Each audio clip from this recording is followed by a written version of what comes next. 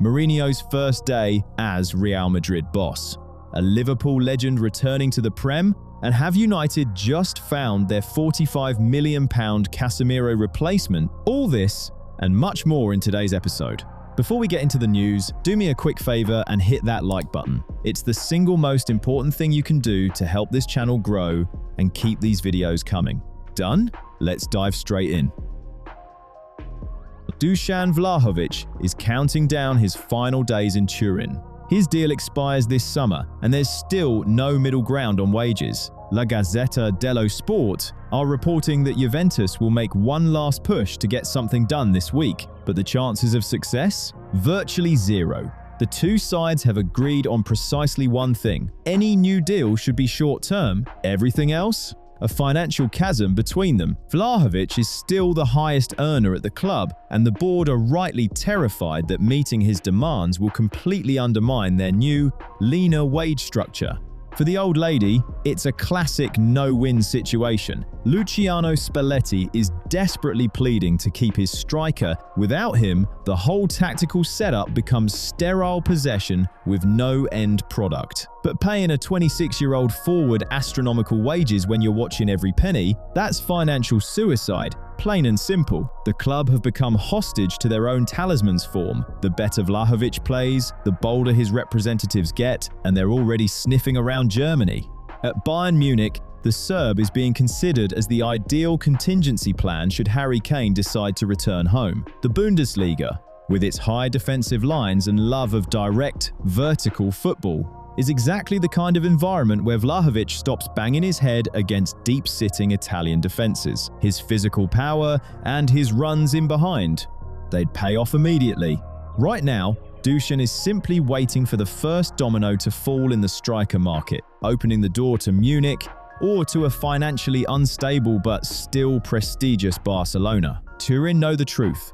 Keeping an elite goalscorer without going bust is simply not possible. The Juventus hierarchy have quietly accepted that their greatest asset will walk out the door for free, rather than feed his bottomless appetite for another few years. Mourinho back at Real Madrid. This isn't a nostalgia trip, it's a cold, tactical reset to factory settings. While Jose wraps up his season at Benfica, unbeaten in the league, yet somehow still without a title. Fabrizio Romano is confirming that talks with Florentino Perez are entering the decisive phase. The Portuguese is ready to say yes, but there's a catch. The special one doesn't just want a job, he wants a dictatorship. He's demanding a clear map of his authority before his bags even touch Madrid soil. Jose isn't looking for a project, he's looking for the right to run every single process inside that club.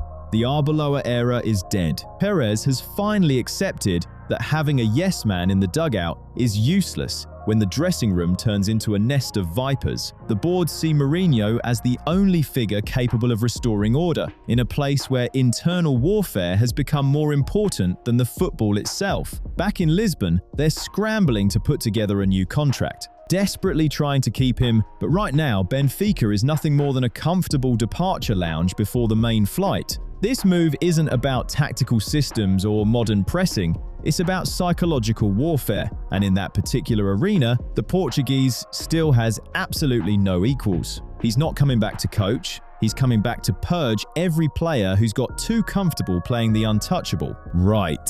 Speaking of demands and guarantees, Mourinho's demanding them from Perez, and I'm asking for the bare minimum from you lot. My contract with the YouTube algorithm is held together by nothing but goodwill and your likes. And right now, it's looking about as stable as Real Madrid's defense this season. Hit the like button, unless you want this channel going on its own tactical reset into oblivion. Right, back to Madrid. The risks are obvious to everyone, except perhaps the board itself.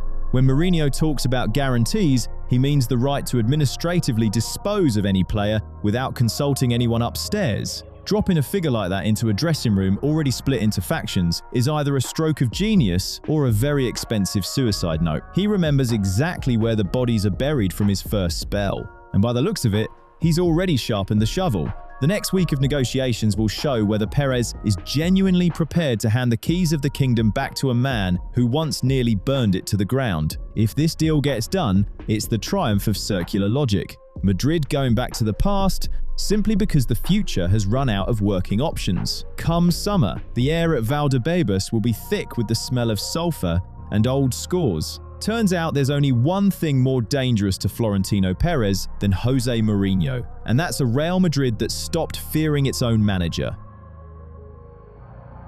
Juventus have quietly opened the big game season, and Andrea Cambiaso has become the primary target for English heavyweights. The 26-year-old Italian isn't just a defender, he's a rare market hybrid, capable of operating on either flank or tucking inside as an inverted playmaker. Manchester United and Arsenal are already queuing up, fully aware that what's at stake here is a key piece for their tactical puzzles, if they've got the nerve and the checkbooks to match.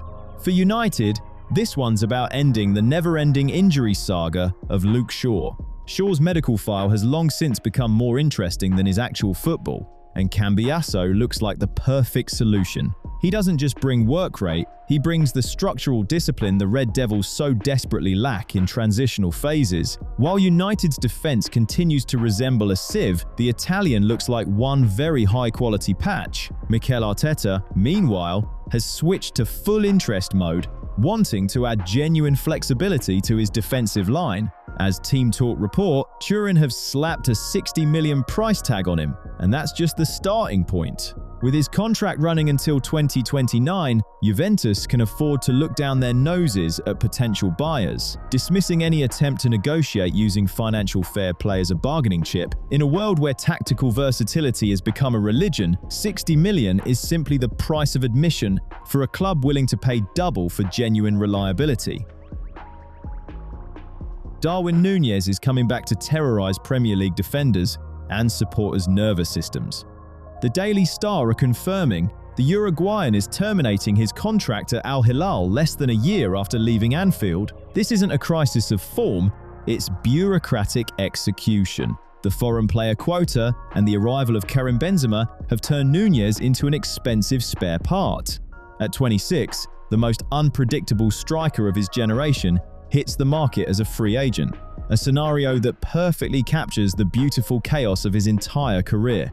The logic behind any potential deal is purely transactional. Newcastle and Chelsea are already circling, having caught the scent of rare talent at a knockdown price. For the Magpies, he's the vertical threat the project has been missing on its journey to genuine top four status. For Chelsea, well, collecting expensive chaos has practically become a club tradition at this point. They wouldn't be signing a finished article, they'd be signing a tactical grenade, capable of destroying the opposition's defense just as easily as their own manager's game plan. Paying £64 million for him was an adventure Liverpool ultimately lost. Picking him up for nothing would be a grandmaster move for any sporting director. Núñez still terrorizes centre-halves with his physicality, but that signature cycle of 20 minutes of brilliance, followed by 20 minutes of invisibility, still very much intact. Chelsea desperately need that cutting edge in the final third, and Darwin has more than enough of it. From his Premier League experience alone, to fill a dressing room. The real risk here isn't tactical. It's whether Bowley is ready for the cardiac workout that comes every time Núñez blazes one over from 5 yards. It's a classic transfer gamble. Either you finally tame the whirlwind, or you simply pay for the questionable privilege of watching him miss in real time. Right.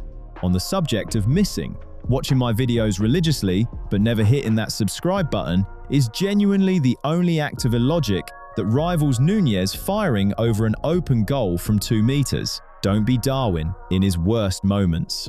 Find that button, hit it, and turn on notifications. It's the only guaranteed way not to miss the next one.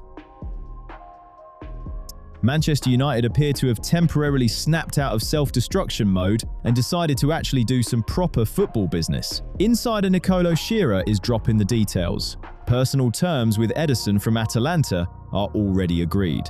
A contract until 2031 at €5 million a year, while clubs elsewhere are genuinely debating a ludicrous £120 million for Elliot Anderson from Nottingham. United are preparing a £45 million bid for a man forged in Atalanta's system.